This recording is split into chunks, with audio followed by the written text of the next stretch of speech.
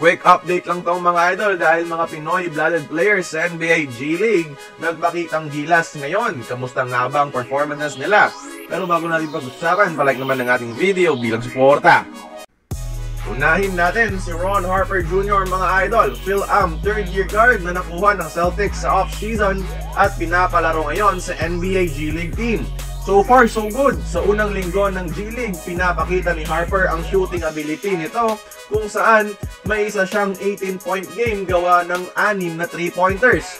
So far, meron siyang 11 points average on 23 minutes at shooting 40% sa 3-point area.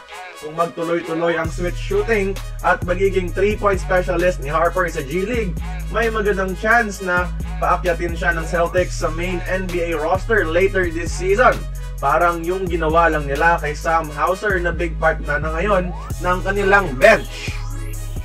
Sunod si Boogie Ellis, ang fan favorite sa Sacramento dahil kahit undrafted, pinabilib niya ang Kings fans at gusto sana nilang umakyat na to ng NBA.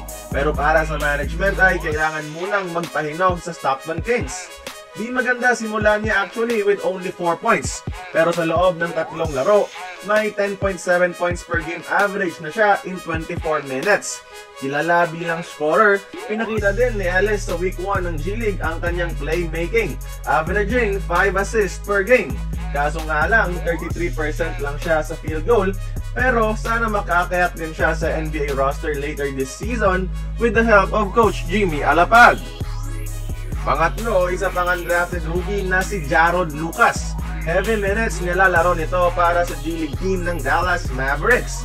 May average siyang 11 points, 3 rebounds per game at 40% 3-point shooting sa 2 laro.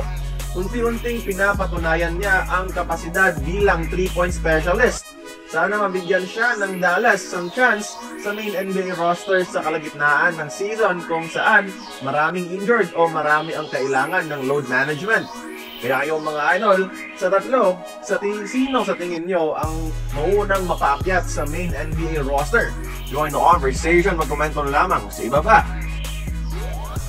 Kung nagustuhan mo ang ating video, please like, share, and subscribe. I-follow mo na rin ang ating social media platforms for more exclusive sports content. Until then, this has been Courtside Buckets. See you on the next one.